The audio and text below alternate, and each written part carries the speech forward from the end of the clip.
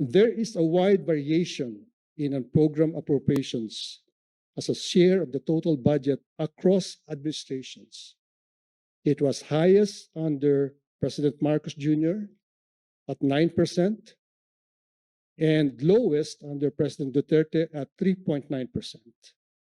Dito po mga kababayan, ipakita ho natin dito na sa panahon ni Bongbong Marcos, dito natin makikita kung paano nila pinalubo itong Unprogram.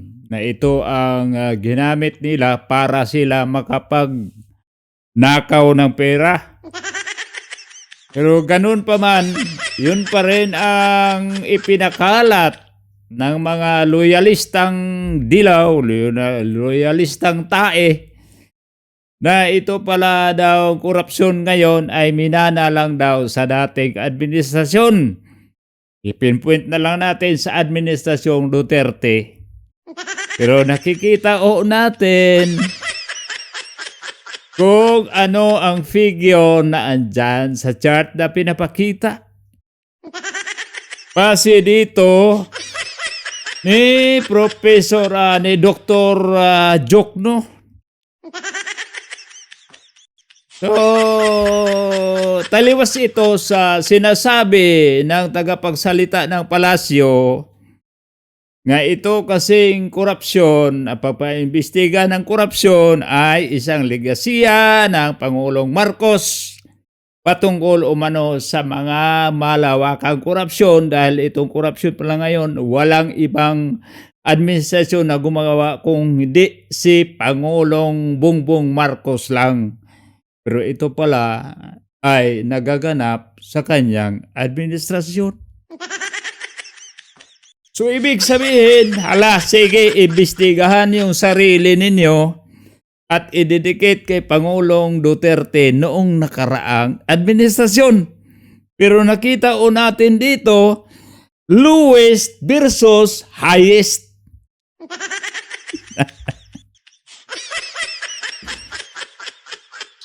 Your Honors, good morning, still morning, right? Allow me to present my comments on the pending Supreme Court petitions questioning certain provisions on unprogrammed appropriations in the 2024, 2025, and 2026 General Appropriations Act. As former Senior Undersecretary and Secretary of Budget and Management, I have prepared 13 of the 39 post-EDSA 1 Revolution national budgets, including the first and only budget under the Freedom Constitution. Notably, the 1987 budget already contained unprogrammed appropriations. From 2005 to 2026, Congress approved unprogrammed appropriations exceeding those proposed by the President only 5 times. In 2010, under President Arroyo, in 2022, under President Duterte, and from 2023 to 2025, under President Marcos Jr. The increases over the last 3 years, however, have been particularly large. So those are encircled there. Back, please. The blue line is the one in the NEP, and the red line is the one approved by Congress. Kita natin na nasa NEP, yung blue, itong red, approved by Congress. So, pinalubo, inaprubahan ng Congress. Inihipan ng hangin ng mga buhaya. Dito lang makita natin mga kababayan na kahit hindi natin makita yung figure, pero itong drawing lang niya, yung graph, yung blue at saka red. Naku po. Itong red, ito ang excesses monumental na values na inapprove ng Congress. Sino ba yung nasa Congress? So, totoo na ba na ang kasangkot dyan sa pagpalubo ay si Romualdez at saka si Escudero? Paano si Saldico? Argue that Congress may increase the unprogrammed appropriations as requested by the executive. This is only meant to reflect the monumental abuses done by Congress during the last 3 years. Ano sinasabi? Monumental abuses. Sinong mas abusado? Sa panahon ni Duterte o sa panahon ni Marcos? Pareha silang abusado. Si Duterte sa kanyang panahon, abusado siya sa mga taong kriminal at hindi sumusunod sa batas. Pero ngayon, ang Pangulong Bongbong Marcos ay abusado sa pagpalubo ng budget.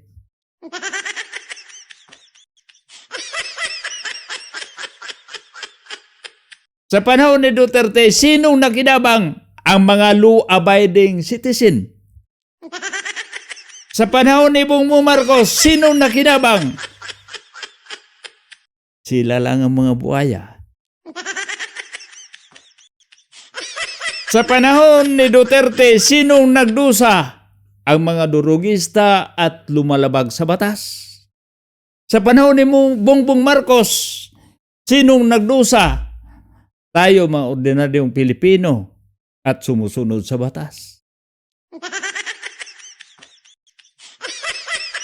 Makikita natin kaibahan sa asol at sa kapula. Totoo pala yung kaya ang kulay nila ni administrasyon ay pulahan. Excesses of monumental abuses. Bihira. 2024 and 2025 national budgets. By design, unprogrammed appropriations serve as standby appropriations. The budget planning, preparation, and authorization process is complex and time-consuming. For example, preparation for the 2026 budget began as early as January 2025 with a budget call. Now, some foreign assisted projects, which may be seen as the most senior of all budget items since they undergo a series of studies, are considered but not completed or approved a year prior to the start. FAPs are among the most rigorously evaluated budget items. Let me repeat that. The foreign assisted projects are among the most rigorously evaluated budget items.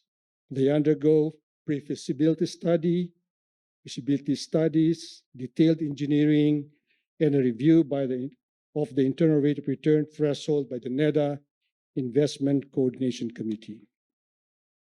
Now, despite their merit, these projects risk delay due to the constitutional requirement that no money shall be paid out of the Treasury except in pursuance on appropriation made by law. So delays in the implementation are costly, and they result in the payment of commitment fees to multilateral financial institutions. That's why we have standby appropriations for foreign assisted projects. Now, the national budget is the most consequential piece of legislation enacted by Congress. In a tripartite system of government, the executive branch is generally understood to have a comprehensive view of national priorities, better access to domestic and global data, superior assessment of bureaucratic capacity and revenue potential, and a broader perspective and better appreciation of deficit levels and debt sustainability. Congress, which holds the power of the purse, directly represents the people.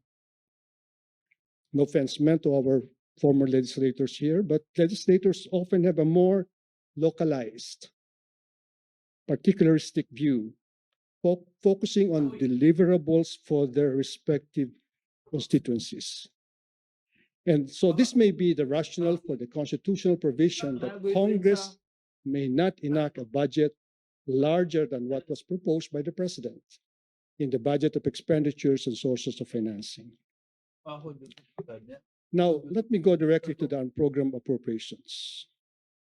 The size of the unprogrammed appropriations is driven mainly by the number and the amount of foreign assisted projects not included in the proposed budget, but likely to become effective during the forthcoming fiscal year. It also depends on the likelihood that actual revenues will exceed projections in the BSF.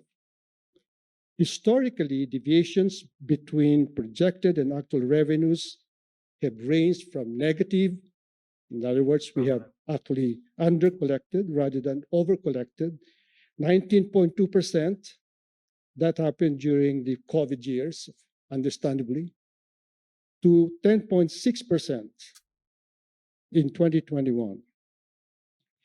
There is a wide variation in unprogrammed appropriations as a share of the total budget across administrations. It was highest under President Marcos Jr. at 9% and lowest under President Duterte at 3.9%.